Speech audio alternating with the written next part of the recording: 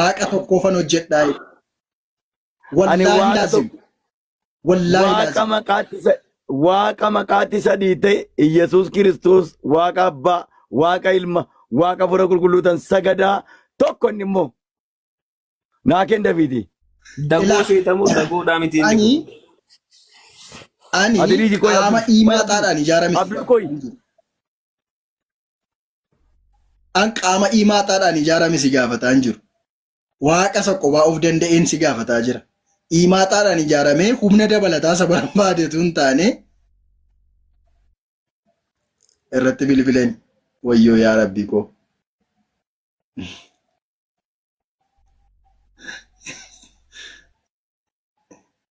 Dafii fixii kottu. Addis yoon deebi'e gaaffii ho'i naa gaafadha. Eeshi gaaffii maali? Yeroo Wayyoo, hin yoo bade ni- baqqaadhe. Niitoorkii isaati. Wayini Baay'ee warri yeroo fudhatanii waaqa abbaa waaqa ilmaa jedhanii sadiin kana keessaa tokko yoo dagatanii akkamii kadhannaa isaanii fuudhamamoo? Kadhannaan kiristaanota maaliif deebiin argatu beektaa?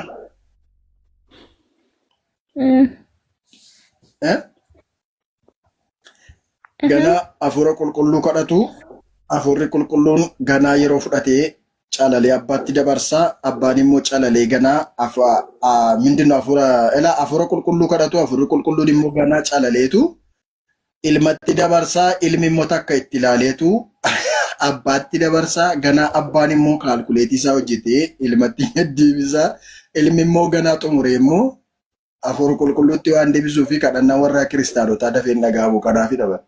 ragaa Kana bal'aa olla. ragaasaa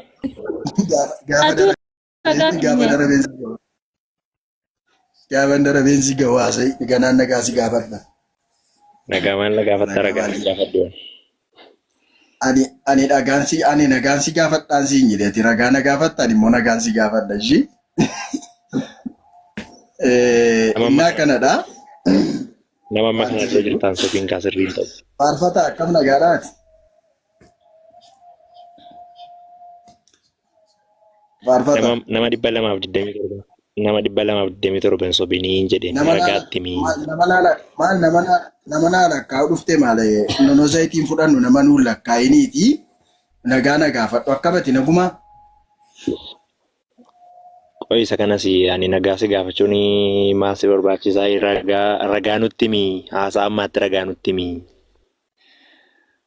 Egaa faarfattoonni gaafa faarfatanis akkuma wal beekaa turre maakii qabatanii faarfachuu malee maakii qabatanii nagaa gaafachuu hin beekanii nagaadhaati. Isa ammaatti ragaa nutti mii siin jedhe maal goota ammaatti zimmetti waan meeqama haasofta amma dhimma lubbuu irra tatii. Siin jedhe nagaan fudhattu ati nagaa miti ati nagaan barbaaddu. Addisu.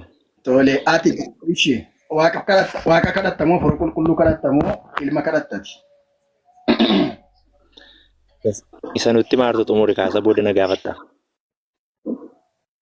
Eshi hojii ergamootaa boqonnaa 2 lakkoofsa 1 gaafa dhannee ilaallu boqonnaa 2 lakkoofsa 1 gaafa dhannee ilaallu ragaa kan ta'u Phexroosii namoota wajjin utuu jilbeenfatee kadhachaa jiruuti hafuurri qulqulluun qaanqee abiddaa fakkaatee dhufeetu irra bu'eedha. Maal kadhata turan hafuura qulqulluu argaa turan.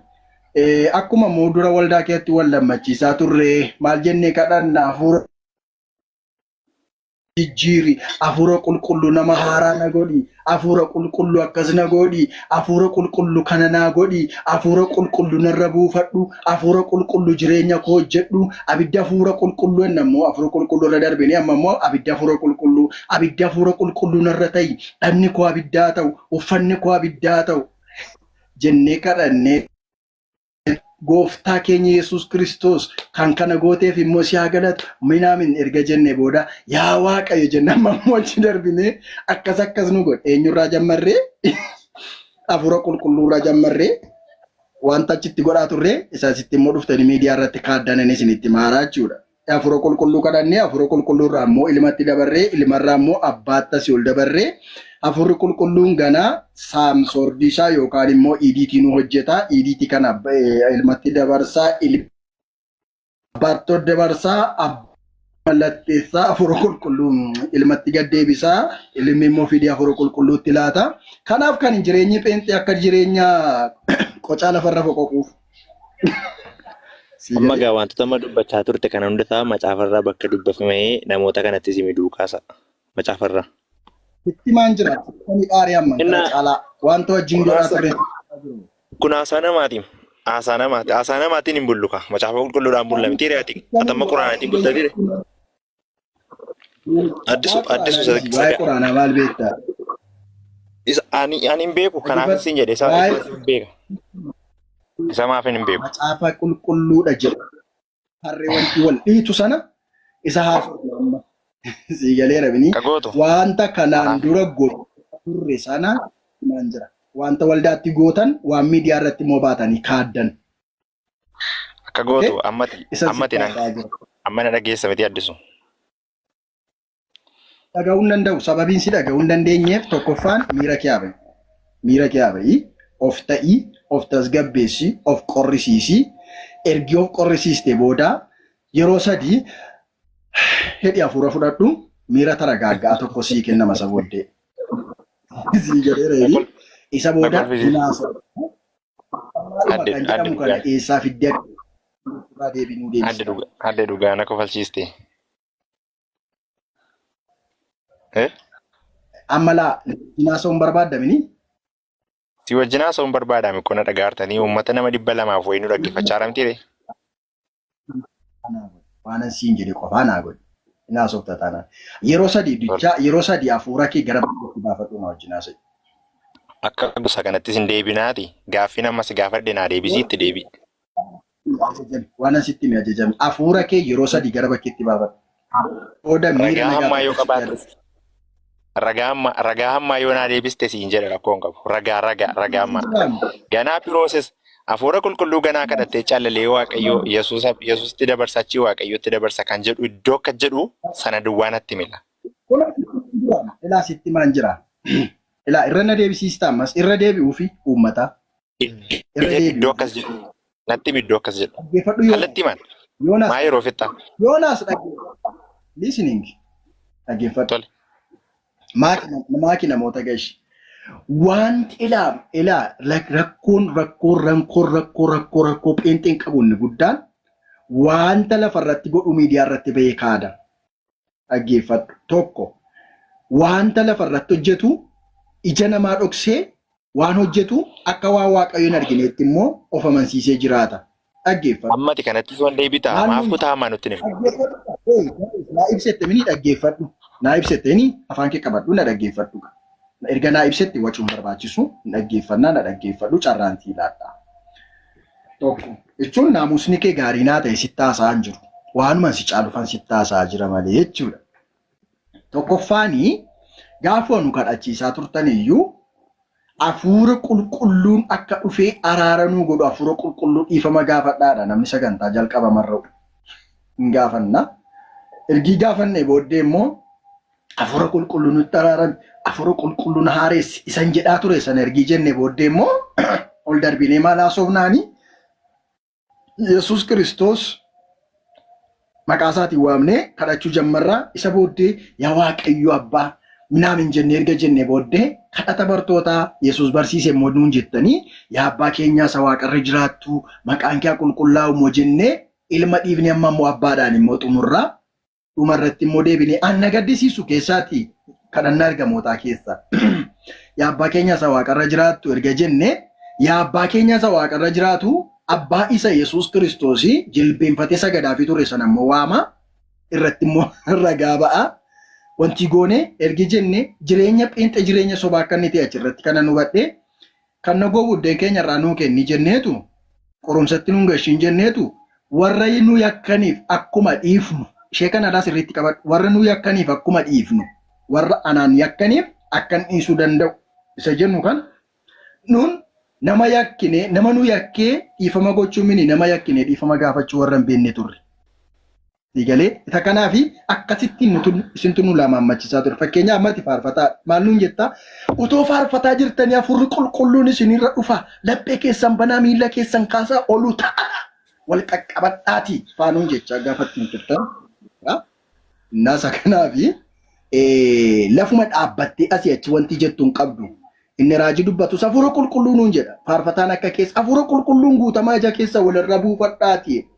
Takka nu boossiftuu, takka nu utaalchiftuu, takka nu gangalachiiftuu, takka lama lamaan wal qabadhaati utaalaa jettuu, takka moobaayilii keessan ibsadhaa jettuu, takka cashaarbii keessan ofirraa baasaa faarfadhaa jettuu, nu fixxan isin waan isin nun goon hin jiru. Dhugaa waaqa nu fixxan isin elaa.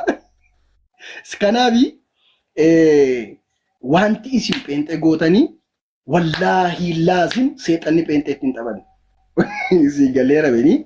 Inna isa kanaaf gabaabaadhumatti warra gabarbaadu baabbu'ee buuzinaa maaloo wayyee maaliif gabbuustaan bannaatu waan ta'e gaafachuu hin ture. Maaloo naman buuzinaa amma barbaade yoo namni nu arrabseen buuzinaa ishee adara. Akka addisuu ofumaan bu'e. Galoo jiraate dhaga'uutii Maarqos 12:29 dubbisi macaafni Yesuus bukkee jiraate deebi'a ta'uu fi waa'ee gooftaa fi waa'ee Yesuus kana Yesuus afaan isaan dubbateera. Deebisi mucicha maaki maaliif hin gaase beektaa ustaas Abdushukur qabeet tajaajiltootaaf tajaajila hojii wangeelaa utuu hin taane buddeena beektaa icciticha waan hin beekuuf hojii waaqayyo hojjenna jedhu utuu hin taane buddeena nyaannaa jedhu maal hin beekna koo tiraanispoortii meeqanaa kan faltadhanii warra dhufan maallaqa money zeni galeeramini wal beenna mana sireetti faa meeqasii kan falame nesa wal gaafannu ni beenna amma na unaa kan falte malee nufu kan jedhu ko ni beenna maal waama gochaa turre dho kanaafi tajaajiltoota akkuma garaanan deebisaaf yoo jetti sammuun isaanii rukutameera tajaajilicha dhaabanii nama na kiraay kan falu waan hin dandeenyeefi siifa galan miti batalaay pheenxeen immoo yeroo hundumaa tajaajiltoonni yakkamoodha gaafan siin jedhu wallahi laazim na caalaan beektaa waa tajaajiltoota yakkamoodha gaafan isin jedhu shamarreen hedduun harka isaanii irratti kufaniiru lammaffaan maallaqni namoota hedduu harka isaanii irratti badeera macaafa faarfannaa boqonnaa 23 lakkoofsi tokko maal jedha beektaa Abdushukuri inaan jedhika waaqayyo tiksee kooti waan na bu'e waaqayyo nama tiksamoo naman tiksu allaahun nama tiksamoo naman tiksu inni marga lalisaa keessaa akka obbo Godhuun godhaa dachaa ara galfatee itti nageessaa miila koo daandii geggeessaa waaqayyo tiksee kooti kan jedhu sana dhiisanii gaardiin tiksee kootiitti deebi'anii. Ustaazni harka isaa kiisii keessa dhugaa rabbii ustaazni sheekiin harka isaa kiisii isaa keessa kaawwate mana nyaataa isaa dhaqee kophaa isaa nyaatee baabbe inni kan gaardii malee gadi hin ba'u. Nama eeggatu baay'een jira shugguxi baay'ee eeggata waan ta'eef si galeera inni. Qoy waa si gaafadha amma tajaajilta keetti mudannoo wayii si mudateera fakkeenyaaf konfereensii deemtee yookaan galateeffannaa wayii deemtee mata duree akkasii lallabi yookaan immoo saba kana wajjin kanatu deema kana lallabi siin jedhanii beeku. Anaa yeroo hundumaa waan si ajaa'ibu mudannoodhaan hin tajaajilan. Mudannoo gaafan siin jedhu nan yaadadha guyyaa tokko sabbataa konfereensii guddaan waamanii bulchiinsa magaalaa sabbataa addaraasha keessatti jechuudha. Maal naan jedha namichi sun haagee boqonnaa 2 lakkoofsa 10 naa kenne maal jedha ani har'aa jalqabee sin eebbisa kan jedhu kana lallabiitii har'aa jalqabee akkaawuntii kee mana kee jireenya kee dhala kee nan eebbisa jedhii waaqayyo jedhiitii akkuma beektu sanatti lallabii gaadhe mata duree kana naa kenne. Listening. Astaghfirullah. Wallahi laazim mucaa kana utuu asirratti maqaa isaa waamee haasa'e natti tola baay'ee. Itti deebina rakkoon qabu qoy. Nan yaadadha yeroo sana Biraaziliin ko abdiin inni amma Addisu. qoy kaasaan jira nama wajjin. Yesuus hin Addo dhabu. koy addo sitti deemina nu obsi. Gaaffii kootu Mano addisu. singer faarfata nu obsi. Innaa yeroo sana abdiin kun Musliiman taane waggaa afur sadii waan akkasiin ta'a. Madirakii irratti achi ba'ee akkuma inni jedhettiin yaaluudhaaf gaafan jedhu ittiin akka mata dureen inni naa kenne harkaa geeddaramee wallaaliya. Isa inni naa kenne dhiisee waan biraan lallabe. Sii galee? Gaafa waan biraan lallabu maal naan jedhu sila na qaanessitee sila na salphistee zayitii firee 200 fideen jira ishee naa gurgurii adaraa keenaan jedhe. Faarfataa nama beekamaadha. Mucaan tokko kunoo raajii wayiidha. Jamu yaakootii kaleessa sirrii yaakootii. Raajii sana harkaan waamee akkasii zayitii gurgurinaan jette namtittiin kun akka zayitii kanaan gurgurree jedheen itti mennaan ati gurgurtee jennaan asirrattan si kabalaanaan jedheen immoo. Siifa galu. Zayitii hin gurgurru jennee walii galleennaan dhufee maayikiin harkaa fuudheetu raajiin konfireensii sana qopheessee kottaati zayitii kana irratti kadhadheera ji'a tokko guutuun kadhadheeti kottaa bitadhaa gaafadhu maayikii harkaa fuunee akkasiin faarfataan tokko buraayyuu jira Faayisaa Abbabaa jedhama isaan fataanedhan zayitii kana irratti waan kadhatame hin jiru Iyesuusis Waaqayyoos qobaadhuma isaa of danda'ee hojjeta wanta ta'eef zayitii kana hin bitatiina zayitiin kun biizineesii ittiin hojjechuudhaaf malee Waaqayyoon bakka bu'een dhufne isiniin fayyisu inni uummata irratti kaanee dubbanne mudannoo kana na mudate. Yeroo sana iddoo biraarra galaanii tiraanispoortii dhabne hamma kaarraatti lafa deemne kaarraatti dhufne mucaa wayii bilbilleetu maallaqa nu kenne safara duraagitti deebinee galle yeroo sana. Maaf carraanaa kennu sodaatte addisu. Ilaalasi sodaadha. Ajaa'iba fi maal godhu namni waa'ee namaa beeku akkuma Oromoon itti baay'ee qabu ani immoo boodan itti siibu ba'a. Maallaqa gaafachuu barbaadde. Ragaa ishee sila dubbatte isuman si gaafachaa jira nama ammaatti deebi gaaffiin koo danda'an deebina. Sii kenneen jiraam ragaa sii kenneen jiraam. Homaa naan kennine homaa. Kanaafuu ati pheenxee miti kaa maqaa siingerii baafatte malee siingerii. Handoo qabuutu warahmatullahi wabarakatuh dhiifama. Egaa carraanaan kootiifan keetti addisu. Carraan keetii siingerii waan tokkos bichaa siin jechuu barbaadeeti miira keessaa bahi naariin yaati. Miira keessaa bahiitii jalallee dhageeffataa jiraatte miira keessaa bahi waan gaafachuu barbaadde gaafa guutuutti sii deeba. Wanti hundi jechuudha namni biraa oduu asii yoo hin jedhin uluun qarqaariniin inni qofti sii deebisa. Waa'ee karaa pheenxee abjuu keessa yoo laatu akkatti rafuu deebisii fallaadhaan. Dhugaadha kanaafuu atini miira keessaa bahuudha namni hunduu yoo pheenxee illee taate as jala ka jiru pheenxee yoo taate seeniitii waan barbaadde gaafadhu miira keessaa bahi garuu miira keessan seenin maaliif miira biyya keessa seenan beektu amma yeroo baay'ee aaraniitii dubbii balleessuuf yaalii godhan si aarsuudhaaf ati naariin dammoo addisuun naariin ati. Achitti dhiisee bahe yaarii achitti mataan irraa fixe yaarii. Inshaallah. Ashaboon gurguraatu. Rabbi si haa gargaaru wallahi. Rabbi irratti si haa jabeessu wallahi. Jannatul firdawsi rabbi si haa galchu inshaallah. Wallahi laazimee laala. Wangeela akkatti karaa tokko riba koo rafaa karaa tokko immoo deebiin deebisaaf jira kanaaf akkatti rafaa. Inshaallah hin deebiftaaf. Akkuma dura namoota hedduu daandii haqaa irraa gara wanni itti waamaa turte amma gara daandii hamaa irraa gara haqaatti waamtee nama hedduu akka islaamummaa qabsiiftee karaa qajeelaa akka isaan qabatan akka gootu abdii guddaa sirraa qabna. Inshaallah atillee nama ajaa'ibaa kana booda qaraatee illee qaraatiidhaan qur'aana illee qaraatee ittimaa hadiisa illee qaraatee ittimaa akka isaan amansiiftu rabbi si haa gargaaru inshaallah wallahi. Ameen ameen ameen ameen. Qoo wangeelaa bilammaa kana nama galcha.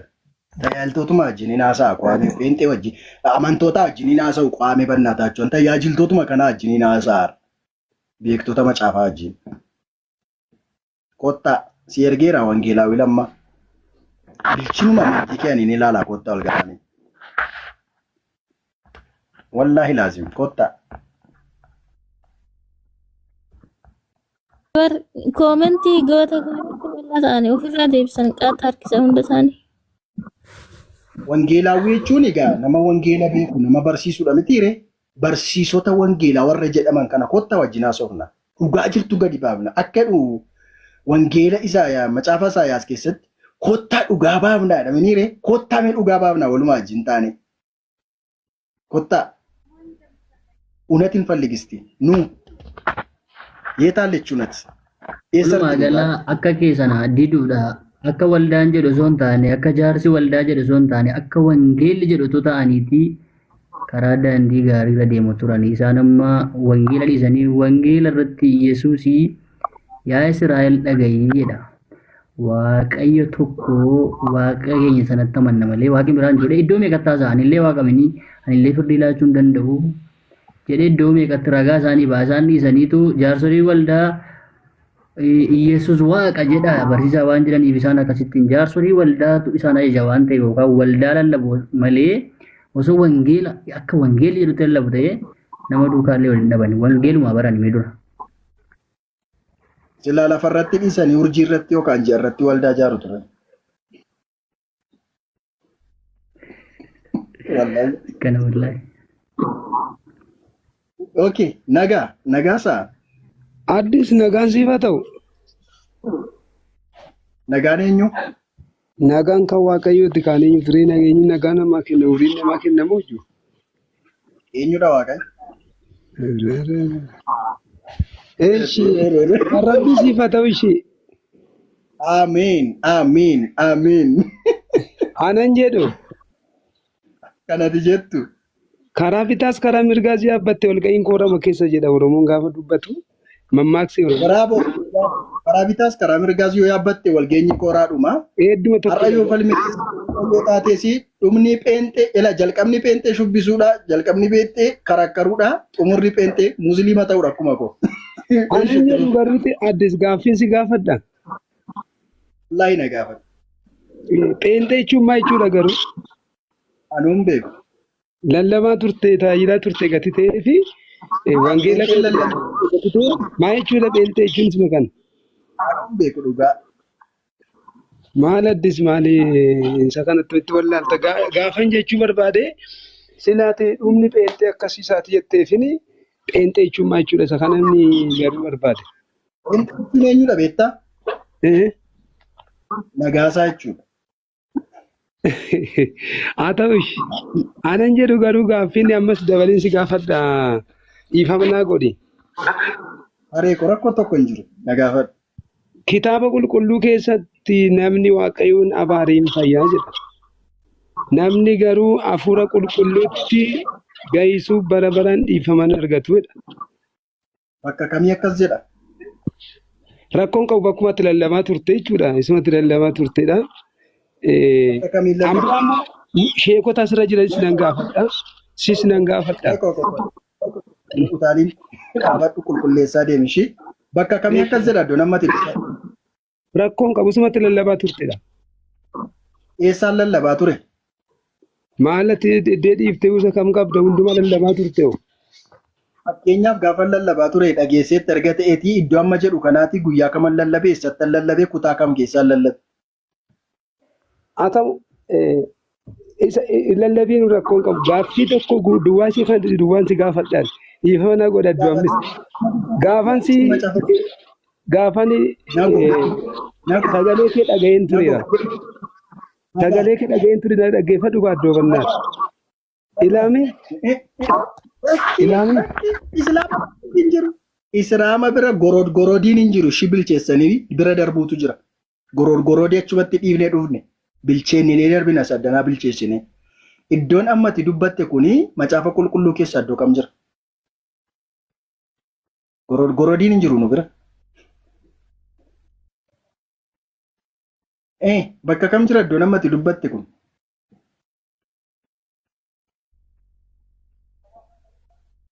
Nagaasa miyuutii kaafadhuuti xiksii amma dubbatte nuu kenni iddoo isaa. Namni yoo waaqayyo Yesuusin arrabse dhiifama argata yoo hafuura qulqulluu arrabse dhiifama argatu kan jedhu samma jette kana ragaa nuu kenni malee gorodiin dheedhiin hin jiru nu bira. Bilcheessinee haasofna, bilcheessinee dubbanna, bilcheessinee haasofna, bilcheessinee nyaanna. Bareeda dhageeffadhu kaaddoo maali nama dhageessuuti dhiifama garuuti gaaffii guddaa kanatti amma har'aatti haasaa afaan kee irra ba'ee ture. Amantiin biyya lafaa kanarraa dhibee. Qabala ammas. Isa amma dubbatte arraba keerraa ba'eef ragaa nuu laattu. Namni waaqayyo irratti ka'ee dhiifama qaba. Hafuura qulqulluu irratti namni ka'ee dhiifama hin qabu kan jedhu ragaa nuu kenna. Yookaan hin beeku yeroo biraan fidannaan sin dabarsaan. Rakkinaan qabu siin fida dhagahi maalii maajii sardamtaa wajjin turre yeroo dheeraa wajjin deemnaaf shidhi yaadda inni gaaffilan isirraa qabu amma dabalee dhageeffadhu gaaddisu. Addis maal taate dhagahi yoo amantiin biyya lafaa kanarraa dhibee waan itti amanu dhabee musliima ta'uurraa qoricha reeffaatiin bitadhee waraanuu fayyasee jette sana duwwaatu gaaffinitti hirmaata. Hin jenne. Ani utuu amantiin biyya lafaa kanarraa badee musliima ta'uu koorra qoricha reeffaa bitadhee of ajjeesuudhaa wayya jedhee lafa dhiitaa ture. Sirriidha. Maaliif jettere maaliif taate irraa qofa? Jetteen bareedaadha. Nan dhaggeeffadha muutii qabadhee si dhaggeeffadha naa deebisi. Rakkoon qabu ni dhagaa. Miyuutiin qabatiin. Miyuutiin qabatiin as jedheen dubbataa ture. Miti? Dubbadheera. Deebisaa barbaaddee sababiin jedheef.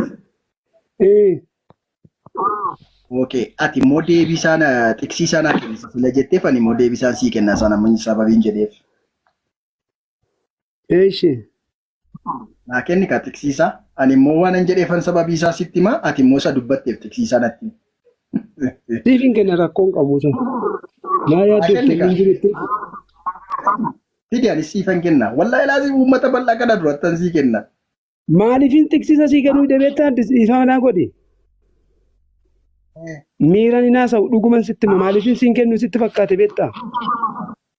Akkaatii wangeela irratti dubbii waaqaa irratti gahiiftuu sidan argeefin sii kennu dhiise rakkoon qabu sagan. Gahisuu ati gahiiftuutti sirrii miti. Alladaa jirtaa gahisaa jirta gati ta'eef jechuudha. Waan dhugaa haasaa jirtu gati ta'eef. Waan nama barsiisu haasaa jirtu gati ta'eef odoo waan nama barsiisu haasoftee rakkoon qabu. Dhaggeeffadhu gaa. Ishi naa deebisteetta. Intalli tokkotu biyya keenyaati jechuudha. Heerumtee dhala godhachuu dadhabde. Maaliif dhala godhachuu dadhabdee?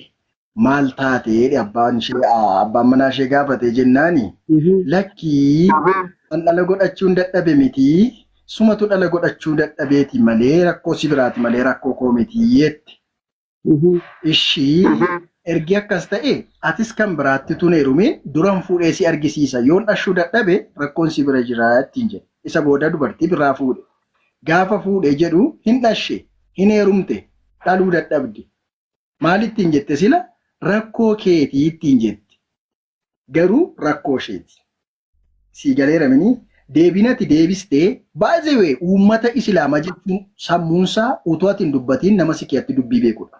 Kanaaf rakkoon qabu sun of amansiisuudhaaf isatti dubbatte yoo sii ta'e illee gabaabaadhumatti xiqsiisaa hin beeku yoo jette itti walii galla. Nam beekaa sababii kanaaf yoo jette illee akka xiqsiisaa hin beekne uummannu afaan kirraatii ragaa.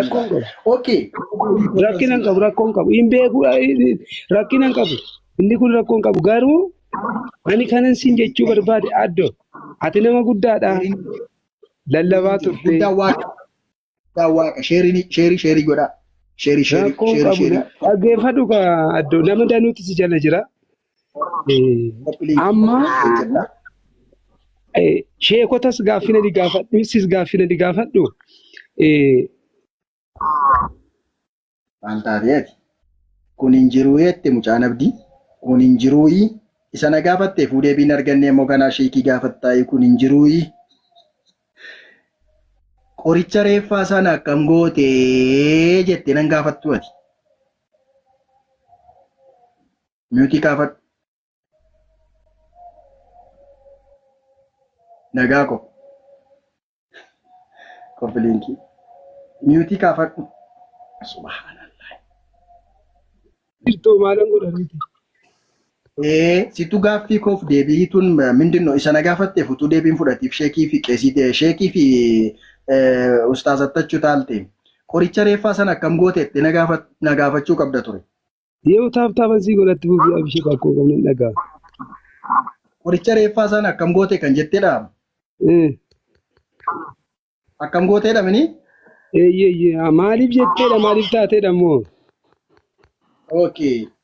Tokkoffaan akkam goote kan jedhuu fi Anoo gaafa aduutaniif isinumaaf gaddeen dhiise. Isin jalaa Maal balleessuu tokko. namni kamuun godhata Lammaffaa qaba. Gaafa du'an nama kamuu waraanu. qoy lammaffaa yeroon haasa'aa turetti yeroon haasa'aa turetti jinniin ija koo kana fuutee akkatti qabdee akkan dhugaa islaamummaa keessa jiru arguu hin dandeenyetti ija koo dukkaneessiti.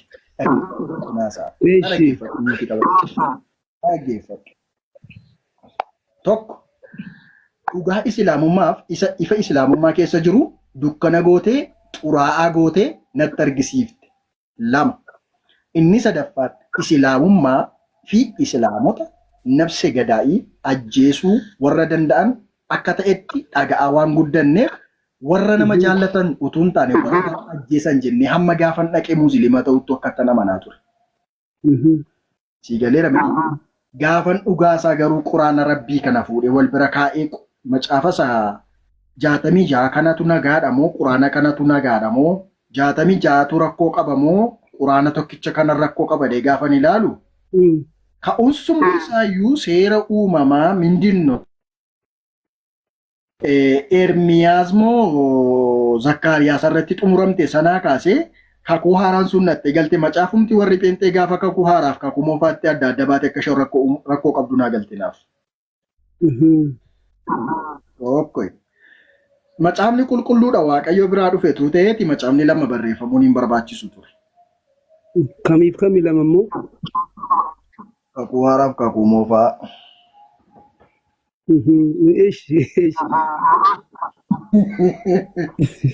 Utuma achi gadhaasaa tokko qabu ta'ee bakka lamatti qoodame kun haaraadha kun kakuu moofaadhaan jiru. Itti qabata dubbii moo maal jedhanii inni kun dhaloota Yesuus Kiristoosiin booda isa cubbuu ilmaan namootaa irraa cubbuu fuudhuudhaaf dhufe jedhamee kakuu haaraa new generation jedhamee isa caafamee nuu kenname nuun ijoollee kakuu haaraati jenna.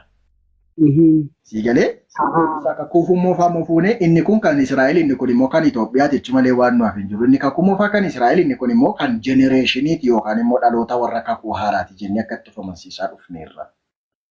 Lama ta'ee dhufee idiitiin ta'ee kakuu moofaa kee fuudhame. Kakuu moofaa kee fuudhame. Fakkeenyaaf kakuu moofaa keessaaf kakuu haaraa keessatti tiksin naqee wal deeggaru iddoo baay'een jira. Ni beektatis kakuu moofaa keessatti kakuu haaraan immoo kakuu moofaatti iddootti ergu jira. Inni kun mataan isaa iyyuu bakka lamatti qoodamuun isaa rakkoo mataa isaatii qaba. Garuu ittiin qabata dubbii maal ittiin jenna? Ittiin qabata jaartii, ittiin qabata dhuufuu, intalli dhuufuu dhuuftee muka walitti rigdee jedhama. Ittiin qabata isaanii sababii cubbuu ilma namaatiif Yesuus Kiristoos karaa addaamiin cubbuun nutti dhufee jennaan karaa Yesuus cubbuu nurraa kaasuu dhufeedhani. Cubbuun nurraa ka'e tokko iyyuu hin jiru. Karaa addaamiin jannata keessaa ba'uun akkuma dhufe karaa Yesuus immoo jannatatti deebi'uun akkuma dhufe maaliif Finfinnee Wallaggaa baanee maa Finfinnee tolgallee rakkanna jannatatti ol nam'een teenyu hundumti keenya iyyuu kana obboleessa koo. Kan biraa immoo waan si gaafadhu keessa galatoomii deebii keetti waaqoo si eebbisu. Kan biraa immoo kanan gaafachuu barbaade maaliif musliimonni maaliif caatii qamaa'u? Akka jiranitti egaa jumaadha eega deebi'an booddee namni hundumtuu caatii ishee chibboo fakkaattu qabatee hundumtuu caatii qamaa maaliif hiikisaa kun maaliif? Akka ajaa'ibaatti qamaa'u. Maaliif reetii qo'ee iddee kamitti eeyyama quraana keessa lafa kamitti eeyyama akka qamaan isa kana? Egaa isa kana deebiidhaan walii gaaffiidhaan walii deebisna ishii musliimonni gaafa jedhamu guutummaan walitti qabdi. Musliimonni tokko utuu jette gaafa deemsisa. Musliimonni tokko jettee gaaffiin kee ni deemsisa. Musliimota gaafattu hunduma isaanii fuutee mana caatiitti natte qo'ati. Waan hin argaa jiru irraa kan ta'edha. Ani immoo siifan deebisa. Tajaajiltoonni tokko tajaajilarraa ba'anii maaliif dhugu?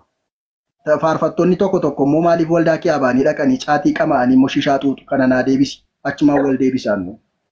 Baay'izawwee ani ija kooni nagarre isaanii dhugu amma ammatti nagarreetti argite ta'uu ta'e wajjin yeroo tajaajilaa turtanii yeroo konfiraansii ba'aa turtanii wanta akkasii godhamaa ture yoggaa ta'e ture ookee. Ani garuu nagarree amma irraatti ani tajaajilaadha ani mataan koo ani nagarree jechuu barbaade. Tajaajilaadha taanaan tajaajilaa yoo dhugaa dubbattee beeksisa. Maaliif hin jedhe Addisu beektanee addo? Addisu. Addisu. qoya abboobsa. Addisu. Magaasa dhugaan Addo. jaallattaa. Magaasa dhugaan Addisu. jaallattaa. Magaasa Eeyyee. dhugaan jaallattaa. Ee. Dhugaan jaallattaa. Eeyyee. Ilma waaqayyoo warra qonxeetti. Eeyyee. Ani garuu pheenxee jettuu kan oduu kaaftee baay'ee gaariidha. Pheenxee jechuun dhiisii warra kiristaanotaati. Pheenxeen guyyaa 50ffaadha. Fakku dhugaa jaallatta taanaan eeyyee nan jaalladha hin jaallattu taanaan hin jaalladhu. Nan jaalladha dhugaa sirriitti hin jaalladha addis. Ijoollee dhugaatii dhugan jiru moo hin jiran? Dhugaadha addis. Amma nama 193 sirra jiramni na dhaggeeffadhu ka. Isin beektu? Dhaggeeffadhu ka adduun si sobuun jedhu ani waan sobuun jedhu na dhagahi ka. Nama 195tu jira miti asirra. Ani pheenxee dhugaatii dhugee caatii qamamu ija koo hin agarre dhugaan sitti ma amma har'aatti ija koo hin agarre mana dhugaatis dhaqee hin beekani hin beeku hin agarre. Dhaggeeffadhu. Rabbi tokkichi samiisaarra taa'ee lafa kanatti naa ilaalu. Nagaan na bushee lafa kana faarfattoota shishaa tuqanii tajaajiloota dhuganii hoteela bulan immoo lakkoofsayyuu hin qaban siifan tarreessa yoo barbaadde jechuudha. Ati argiteettaan nagarri jiraachuu danda'u baay'ee dhuguu danda'u nagarree. Bollatayyuu ilma musliimaa wajjin kan karaarraa fuunee galle. Machaa'uusaa jechuudha. Isheen egaati kiristaanota sobdootuma warra teettaa jirtu kanadha. Warruma soban sana jechuudha. Warra karaa waaqa wal jiranii. Salaamu alaikum. Waalaikum assalaam warahmatullahi wabarakatuh. Waan jedhu dhageette nagaa sa'aatilleen simaa fi wanna jechuu barbaade arsitu yeroo dubbii taa'anii dubbatu yoo dubbii dubbatanatti hirkifadhu waan jedhutu jira. Addisuun natti hirkifadhu mee xiqqoo isii deebii kennaa fi waan caatii fi dhuguu kanarratti. Galatoo ishee itti fufaa. Nagaa isaan maayikii qabadhu yeroo tokko mee akka sagaleen kiyya sirriitti dhagahamu. Kana jechuun amantaan kan abbaa dhuunfaati. Pheenxees ta'ee, Pirotestaantii ta'ee, Musliima ta'ee amantaan kan keetii fi kan kee qofa. Situ qabata amantaa Islaamummaa gaafa dhuftee qabattu situ Islaamaan jedhee Islaamummaa qabata malee uummata Musliimaatiif jecha amantii Islaamaan qabattooti. Uummanni Islaamaa qamayeef hin qamaatu. Islaamni salaateef hin salaatu. Hin salaattu ati. Rabbi salaati siin jedheef salaatta. Caatii dammoo hin qamayyoo Rabbi siin jedheen dhiiftaa. Namtichaan tokko sheekii wayii seenee qama'ee dhuge jettee isa jala deemteetti miti dhudhu. Karaa hadiisaa fi qura'aanaa hordofuudha malee ati ka qabdu. Sheekiin qama'ee uummanni Islaamaa qama'ee jettee kana laate akka ibaluu sibbaan mana majalliftiin mammaaka Oromootiin jirti sanillee ni beektaa. Isa laaluun qabdu jechuudha. Ka pheenxee illee naa qama'u dhugaadhaan pheenxeen taane durumaayyuu gaafa qama'ee gaafa dhugee jedhe yoo amantiin dhugaadhaa waan ta'u taate fakkeenyaaf inni dhugaadhaan pheenxeedhaa miti gaafa akkasi qama'ee jechuudha. Ka Islaamaalleen sheeka ta'ee fakkeenya ka sigaara aarsoo jiraate sheekummaa isaati imaamaa marateef qofa sheeka si fakkaachuu danda'a. Koofiyyaa godhateef mudawwara godhateef guyyaa jimaataa argitee sheekaa fi Islaama si fakkaachuu danda'a. Kana jechuun ati inni sun gaafa caatii qama'uu fi gaafa inni dhugu yoo argite uummanni Islaamaa guutuun qamaa'ee dhuga jettee waliin gaafa qabde sirriidhaa miti. Uummanni Islaamaa maaf qamaa'ettee gaafii gaafatteef jechuudha. Amantaan kan kee qofa yoo si ta'e nan fudhattaa yoo sin taane dammoo fudhattu. Kanaafuu atin karaa qura'aanni siin jedhu qofa. Nu amma waa'ee sheekaa waa'ee maalii si ibsaa hin jiru fakkeenyaaf addisuun. Sheenni tokko akkana siin jedhee shee ebalu shee ibsaan shee raayyaan maaliin akkana jedhan jedheetu hin taane hadiisni akkana jedha qura'aanni rabbi akkana jedha amantiin dhugaadha kana jedhee ka ibsu qura'aanaa fi hadiisa malee sheekaa miti ka ibsu. Sheekni dammoo waan qura'aanni jedhe ibsa. Yoo akkas ta'e dammoo yoo sheekni waan jedhe fudhannu taate sheekni yoo qama illee qamaana jechuudha. Yoo sheekni dhugallee dhunna jechuudha. Isa hordofuun qabaannu jechuudha walumaa galatti nu. Qura'aanuma qofa hordofna jechuudha. Baay'ee gaariidha. Islaamni qura'aana qofa hordofa. Ani Islaama dhugaa ta'e fakkeenyaaf caatiin haraama yoo taate ragaa isiitti waliin fudhee caatii itti dhiisee waan rabbiin kiyyanaa jedhe qofa hojjedha. Gaafa kana ta'u immoo qura'aana hordofeeti malee sheeka hordofeetii miti. Kanaaf jedhee isinitti deebaa dubbii keessan yoo yaada akkanatti. Galatooma naa deebi'eedha. Gaaffii si gaafa